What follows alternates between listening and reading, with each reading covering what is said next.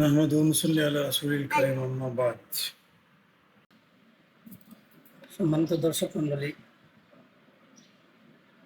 খুবই শঙ্কিত ছিলাম যখন নিউজটা দেখেছিলাম যে আন্দোলন চলাকালে যারা দেশের বাইরে বিভিন্ন দেশে, বিশেষ করে মধ্যপ্রাচ্যের বিভিন্ন দেশে যেখানে প্রকাশ্যে মিছিল মিটিং করা নিষিদ্ধ এবং দণ্ডনীয় অপরাধ, আমাদের কিছু বাংলাদেশি ভাই বোনেরা নিজের আবেগকে বশীভূত করতে না পেরে, আর বশীভূত করবেনই কীভাবে যেখানে নিজের দেশের ব্যাপার, নিজের দেশ নিয়ে কথা, যেখানে তাদের মধ্যে দেশপ্রেম আছে, তারা অবশ্যই আবেগ আপ্লুত হবেই দেশের যে কোনো ব্যাপার নিয়ে। তো তারা আমিরাতে কিছু মিছিল মিটিং করেছিলেন রাস্তায় বের হয়ে, সেই জন্য আমিরাত সরকার তাদেরকে দণ্ডপ্রাপ্ত করেছিল। প্রায় 57 জন বাংলাদেশিকে আমিরাতের সরকার বিভিন্ন মেয়াদে কারাদণ্ডে দণ্ডিত করেছিল। আজকে বাংলাদেশ প্রতিদিনে একটা নিউজ দেখলাম যে দণ্ডপ্রাপ্ত 57 বাংলাদেশিকে আমিরাতের প্রেসিডেন্ট ক্ষমা ঘোষণা করেছেন।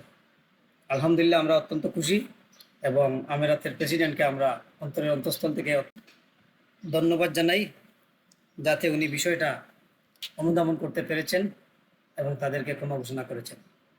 খবরটা এরকমই ছিল, রিপোর্টটা, যে সংযুক্ত আরব আমিরাতের প্রেসিডেন্ট শেখ মোহাম্মদ বিন জায়েদ আল নাহিয়ান গত মাসে আমিরাতের বিভিন্ন স্থানে অনুষ্ঠিত বিক্ষোভে জড়িত বাংলাদেশি নাগরিকদের জন্য ক্ষমা ঘোষণা করেছেন। তার এই সিদ্ধান্তের আওতায় দোষী সাব্যস্তদের সাজা বাতিল এবং তাদের দেশে ফেরানোর ব্যবস্থা করা হয়েছে। এই খবর জানিয়েছে বার্তা সংস্থা ওয়াম। প্রেসিডেন্টের নির্দেশনা অনুযায়ী সংযুক্ত আরব আমিরাতের attorney general doctor Hamad Al Shamsi দণ্ড কার্যকর স্থগিত করা এবং বন্দীদের দ্রুত নির্বাসনের নির্দেশ দিয়েছেন। এই সিদ্ধান্তের ফলে বন্দী বাংলাদেশি নাগরিকদের কারাদণ্ডের মেয়াদ বাতিল করে তাদের নিজ দেশে ফেরত পাঠানোর প্রক্রিয়া শুরু হয়েছে। সংযুক্ত আরব আমিরাতের attorney general doctor Hamad Al Shamsi আমিরাতের সকল বাসিন্দাকে দেশটির আইন মেনে চলার আহ্বান জানিয়েছেন। তিনি বলেন, রাষ্ট্রে মত প্রকাশের অধিকার সংরক্ষিত আছে এবং এর জন্য আইনি কাঠামো বিদ্যমান, তবে এই অধিকার যেন জাতীয় স্বার্থ বা জনগণের নিরাপত্তার জন্য ক্ষতিকর না হয়, সে বিষয়ে সবাইকে সচেতন থাকতে হবে। গত মাসে সংযুক্ত আরব আমিরাতে বাংলাদেশের সরকার বিরোধী বিক্ষোভে অংশগ্রহণ করায় 57 জন বাংলাদেশি প্রবাসীকে গুরুদণ্ড দেওয়া হয়েছিল। দেশটিতে বিক্ষোভ এবং আন্দোলন নিষিদ্ধ থাকায় এই সাজা প্রদান করা হয়েছিল। দেশটির প্রেসিডেন্টের এই ক্ষমা ঘোষণা দেশটির মানবাধিকার এবং মানবিকতার উদাহরণ হিসেবে বিবেচিত হচ্ছে। এটা গালফ নিউজ থেকে সংবাদটা বাংলাদেশ প্রতিদিন রিপোর্ট করেছে, গালফ নিউজ থেকে। এখানে একটি কথা আমরা বলতে চাই, যেখানে এদেরকে ক্ষমা ঘোষণা করা হয়েছে এবং তাদেরকে নির্বাসনে পাঠানো হচ্ছে, এই যে নির্বাসনে পাঠানোর যে ব্যাপারটা, এই 57 জন বাংলাদেশিকে, যেই 57 জন মানুষের উপর নির্ভর করে আছে আরও 10-57, আরও 500-700 লোক, পরিবারে এত লোক, একমাত্র এদের কাজের এবং এদের আয় রোজগারের উপর নির্ভরশীল একটা পরিবার।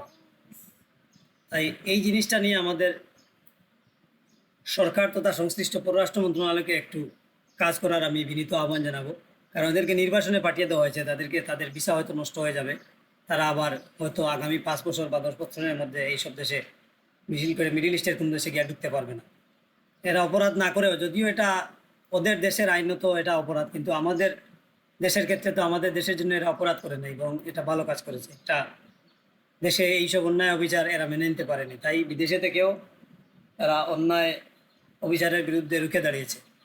তাই আমাদের দেশের সরকারকে অনুরোধ করবো যাতে এইসব জিনিস নিয়ে একটু কাজ করে পররাষ্ট্র মন্ত্রণালয়, বিশেষ করে ওই দেশের আরব আমিরাতের যারা আমাদের দেশে আছে, এদের রাষ্ট্রদূতেরা আছে, সেখানে কাজ করতে, যাতে এদের ভিসা নষ্ট না করে এদেরকে আবার যার যার কাজে এদেরকে পুনর্বহাল করা হয়।